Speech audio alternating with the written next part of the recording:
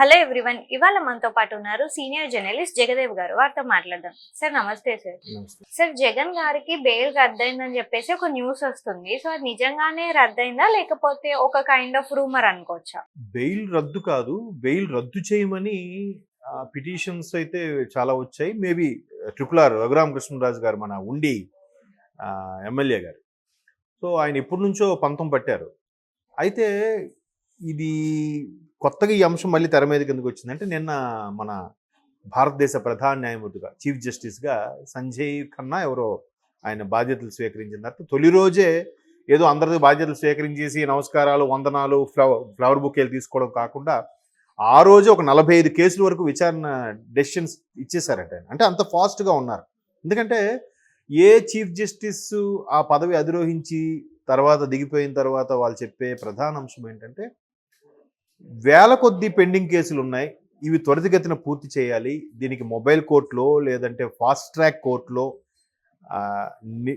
Decide చేసి వాటి ద్వారా త్వరితగతిన తీర్పును వెలువరించాలనేది అత్యున్నత న్యాయస్థానం యొక్క అభిప్రాయంగా వాళ్ళు ఏ చీఫ్ జస్టిస్ కూడా చెప్పడం జరిగింది.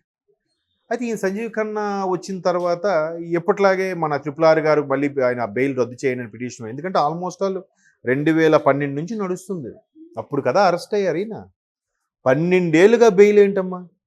బెయిల్ మీద బెయిల్ మీద బెయిల్ మీద బెయిల్ మీద ఇచ్చుకుంటూ రావడం. ఇప్పుడు ఒక కేసు మీద అంశం నడుస్తున్నప్పుడు అది మొత్తం జరిగింది అంతా అయ్యేసరికి వాయిదాలు. ఇప్పుడు జనరల్గా అన్ని కేసులు ఉంటాయి కదా, ఒక్కొక్క రోజు ఒక్కొక్క కేసు. అలా వచ్చేసరికి ఒక కొలిక్కి వస్తుంది అనుకున్న టైంకి అక్కడ అక్కడ ఉన్న న్యాయమూర్తి మారిపోవడం, మళ్ళీ ఇంకో న్యాయమూర్తి రావడం, అదేదో సామెత చెప్పినట్టుగా రెడ్డి వచ్చాడు మొదలెట్టండి అన్నట్టుగా మళ్ళీ జగన్ రెడ్డి గారు రావడం, మళ్ళీ మొదటి నుంచి స్టార్ట్. ఇలాగా ఒక రకంగా డెసిషన్ తీసుకోవడానికి పెండింగ్ పడుతూ వస్తుంది. సో ఇదిలా ఉంటే RRR గారు కానీ లేదా అంతకుముందు పురంధరేశ్వర్ గారు కానీ కొన్ని లేఖలు రాశారు కేంద్రానికి కూడా.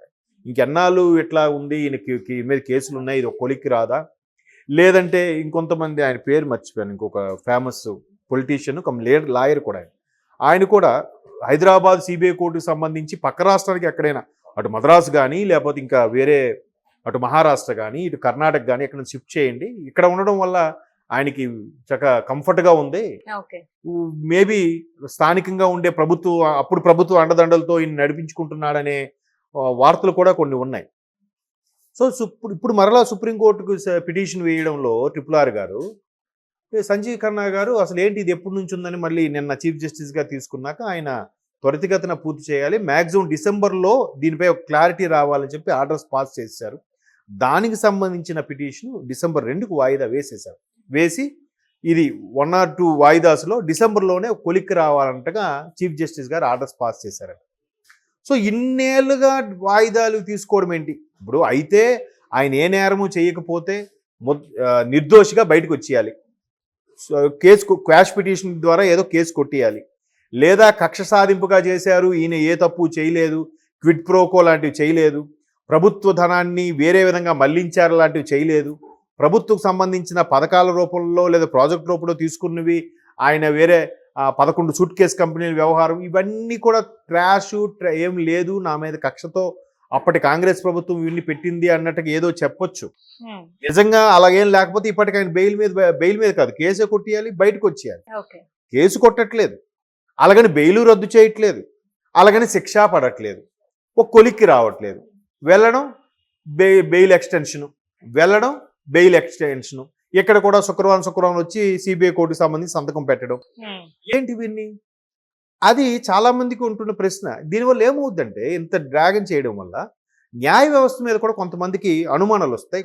కొంత ఏంటి ఎక్కడో ఏదో మేనేజ్ అవుతుందా, ఏదైనా మ్యానిపులేట్ చేస్తున్నారా అనే సందేహాలు వస్తాయి. కానీ వాళ్ళకున్న కేసులు ఒత్తిడి, వాళ్ళకున్న వాయిదాల పర్వం వల్ల వాళ్ళు కూడా త్వరితగతిన డెసిషన్, ఎందుకంటే పైగా మాజీ ముఖ్యమంత్రి, అప్పటికి అరెస్ట్ అయినప్పుడు సాధారణమైన ఒక MP లేదా ఎమ్మెల్యే, ఇప్పుడు మాజీ ముఖ్యమంత్రి, ఏదైనా నిర్ణయం తీసుకోవాలంటే చాలా ఇబ్బందులు ఉంటాయి కాబట్టి ఆచితూచి నిర్ణయం తీసుకుంటారు. ఒక దోషిని వదిలేయొచ్చు, కానీ ఒక నిర్దోషి అని తేలిన శిక్ష పడడం అనేది కోర్టు దీంట్లో చాలా క్రిటికల్గా ఉంటాయి నిర్ణయాలు తీసుకున్నప్పుడు. సో అవన్నీ ఆరోపణలేనా నిజాలేనా? సిబిఐ జేడీగా జేడీ లక్ష్మీనారాయణ గారు జాయింట్ డైరెక్టర్గా చేసినప్పటి నుంచి కూడా ఈ వ్యవహారాలన్నీ అవి ఇవి అన్ని కేసు ఫైల్ పుటప్పులు అవుతున్నాయి. ఈడీ జప్తు చేసింది, సిబిఐ కోర్టులో ఉంది, మరోవైపు సుప్రీంకోర్టులో పిటిషన్లు నడుస్తున్నాయి. అయినా ఎందుకు కొలికి రావట్లేదు? నిజంగా ఆయన నిర్దోషి అయితే మొత్తం క్లియర్ చేసేయండి, ఏ లేవు, లేదా శిక్ష విధించండి, లేదా ఒక జరిమానా విధించండి, ఏదో ఒకటి అవ్వాలి కదా. అదే ఎందుకు క్లారిటీ రావట్లేదు అనేది ఇప్పుడు ఆయన పిటిషన్ వేయడం. సుప్రీంకోర్టులో అది డిసెంబర్ 2కి వాయిదా వేశారు. ఈ డిసెంబర్లో 2 వాయిదా వేసి అసలు ప్రతిసారి కూడా ఎందుకు ఇలా జరుగుతుంది, దాని మీద స్పెషల్గా ఒక జడ్జిని పెట్టేసి ఆ కేసు తేలే వరకు ఫైనలైజ్ చేయండి అనేలాగా ఒక నిర్ణయం తీసుకోవడం కానీ, లేదా డిసెంబర్లో ఒక 2-3 వాయిదాల్లో ఒక ఫైనల్ జడ్జిమెంట్గా కానీ, లేదా ఫైనల్గా ఒక స్టేట్మెంట్ కానీ ఇవ్వాలనేది ఆ రిజిస్ట్రార్కి already chief justice orders pass చేశారంట. ఎందుకంటే గతంలో కూడా సంజయ్ కుమార్ అని ఒక జస్టిస్ ముందుకి ఇదే వ్యవహారం వెళ్ళింది. అంటే నేను ఒకప్పుడు రాష్ట్రంలో హైకోర్టులో ఉన్నప్పుడు దీనికి సంబంధించి కేసు నా ముందుకు వచ్చింది. మరలా నేను ఇప్పుడు సుప్రీంకోర్టులో chief justice one of the జస్టిస్గా ఉన్నప్పుడు నా ముందుకు కేసు వస్తే నేను ఒకరికి ఫేవర్గా చెప్పాను ఏవైనా అపోహపడచ్చు. అందుకో నో ఇన్ ఫ్రంట్ ఆఫ్ మీ అని ఏదో ఉంటారు, దాన్ని లా వర్డ్. నా ముందు కేసు పెట్టదు, నేనైతే దీనికి సంబంధించి నేను ఎటువంటి తీర్పు ఇవ్వడం లేదా దీని గురించి చర్చించను అని చెప్పి ఆయన తప్పుకోవడం ఇంకొంచెం మళ్ళీ డ్రాగన్ అవ్వడం. అంటే జనరల్గా మ్యాక్సిమం 2 ఏళ్ళు ఎంతో ఉంటారమ్మా చీఫ్ జస్టిస్ అక్కడ ఆ సీట్లో. అంటే వాళ్ళకు కూడా కొన్ని ఉంటాయి. లోకల్గా ఎక్కువ ఏళ్ళు ఒకే జస్టిస్గా ఉండిపోతే స్థానికంగా ఉండే వాళ్ళు మీద కొంచెం ఫేవర్గా తీర్పిస్తారేమో అన్న డౌట్తో వీళ్ళు మారుస్తూ ఉంటారు.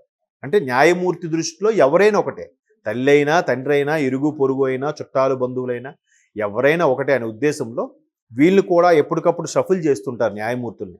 సో వాళ్ళు ఎక్కడికి వెళ్ళినా అక్కడ మరలా కొత్త వాతావరణం కాబట్టి అక్కడ ఎవరు పరిచయస్తులు ఉండరు. అక్కడ స్థానికంగా తప్పుడు పడి చేసిన వాళ్ళు శిక్ష విధించాలన్నప్పుడు అరే వీడు అటువంటి వాడు కాదే, నాకు బాగా పరిచయమే అనే ఫీలింగ్ రాకుండా ఉండటం కోసం అట్లా కూడా ఉంటుంది. అంటే ఎవరో మిత్రుడు చెప్తే విన్నాను. సో ఇటువంటి నేపథ్యంలో ప్రతి 2 ఏళ్ళకి మారిపోవడం వల్ల ఈయన కేసు వ్యవహారం అంతా కొలిక్కొచ్చే టైంకి, ఆయన తీర్పు ఇవ్వడమో ఏదో నిర్ణయం తీసుకునే టైంకి ఆ జస్టిస్ మారిపోవడం, మరలా కొత్త ఆయన రావడం, మరలా ఫస్ట్ నుంచి అన్నీ చెప్పడం, ఈలోకి ఈయన వాయిదాల మీద వాయిదా తీసుకోవడం, పిటిషన్లు వేయడం, ఇవన్నీ అయిపోతున్నాయి. సంజయ్ ఖన్నా గారు కొత్త చీఫ్ జస్టిస్ నిర్ణయం తీసుకుని సీరియస్గా నడిపిస్తాను అంటున్నారు. చూద్దాం మరి ఇది ఎంతవరకు వెళ్తుందండి. ఎందుకంటే చాలా పెండింగ్ కేసులు ఉన్నాయి. అలా ఫాస్ట్ ట్రాక్ కోర్టులు కానీ మొబైల్ కోర్టులు లాంటివి కొన్ని పెట్టి ఇమీడియట్గా డెసిషన్స్ తీసుకోవాలనేది ప్రతి ఒక్క